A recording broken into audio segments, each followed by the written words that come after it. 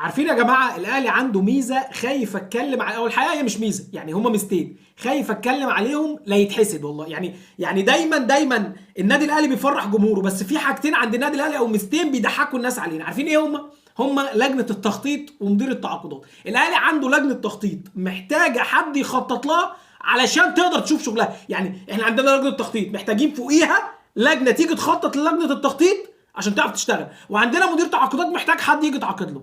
النادي الاهلي راح اتعاقد مع حارس مرمى اللي هو الزنفلي، هو الزنفلي ولا الزنفولي وبتاع، دي قصه ان شاء الله نبقى ندخل فيها قدام لما يلعب مع النادي الاهلي. وعندنا مذيع مره ساب الماتش وقعد يتكلم هو الزنفلي ولا الزنفولي، قصه كده محزن في موضوع الاسم ده، بس ده مش قصتنا دلوقتي. النادي الاهلي راح اتعاقد مع حارس مرمى الداخليه اللي هو الزنفلي. هل مشكلتي مع الزنفلي ان هو جه النادي الاهلي؟ لا خالص، مش مشكلتي لا مع امكانياته ولا مع اسمه هو الزنفلي ولا الزنفولي، ولا مشكلتي مع شكله ولا اي حاجه، ولا امكانياته ولا اي حاجه خالص. عارفين مشكلتي فين؟ في توقيت التعاقد مع حارس المرمى بعد غلق القيد الافريقي. القيد المحلي شغال لحد يوم 6/2 عادي خالص، تقدر تأيده لحد يوم 6/2. لكن هل اداره النادي الاهلي، هل لجنه التخطيط عند النادي الاهلي، هل مدير التعاقدات ما خدش باله ان احنا القيد الافريقي عندنا بيقفل يوم 31/1؟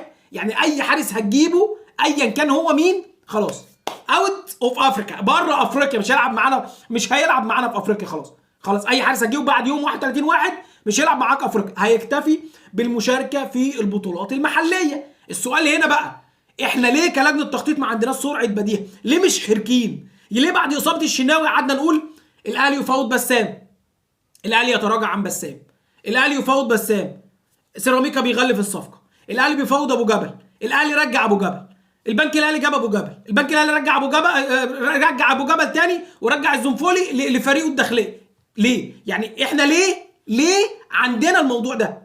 ليه مش ما كناش من البدايه عندنا السرعه ان احنا ناخد القرار؟ طالما احنا كده المدير الفني مبلغ اداره التعاقدات ولجنه التخطيط احنا كده عايزين حارس مرمى وخلاص اوريدي احنا محتاجين حارس مرمى. ليه من البدايه طالما هو ده القرار عندنا، ليه من البدايه ما جبناش ايا كان هو مين؟ حتى لو في الاخر هنلف ونروح نجيب الزنفلي كنا جبناه من البدايه. يعني ليه ما جبناهوش من البدايه؟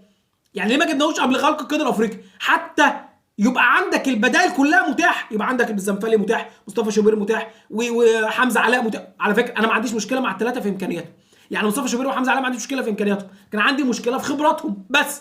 دي المشكله اللي عندي مع الاثنين دول، خبراتهم. هل هم يستحملوا الضغط في البطوله بتاعت افريقيا؟ هل لو ما استحملوش الضغط فانت عندك حارس ينفع تبقى اصلا جايب حارس انت مكتفي بيه محليا بس؟ يعني دي اخر مره حصلت امتى النادي الاهلي يبقى عنده حارس هو مكتفي او متعاقد مع حارس هو مكتفي بيه محليا بس؟ اخر مره حصلت كانت امتى؟ يعني اخر مره النادي الاهلي عملها كانت امتى؟ انا ما اتذكرش. لو انت متذكر قول لي في الكومنتات، يعني قول لي اخر مره النادي الاهلي راح جاب تعاقد مع حارس وقال له يا ابني انا بتعاقد معاك بس انت محليا بس. دي اخر مره حصلت امتى؟ فانا الحقيقه مش عايز اتكلم على المستين دول، لو اتكلمت عليهم انا خايف الحقيقه ان هم يتحسدوا. طبعا احنا هنتكلم عليهم يعني بعد انتهاء القيد تاني ونرجع نتكلم عن المراكز اللي المفروض كنا محتاجينها وما جبناهاش.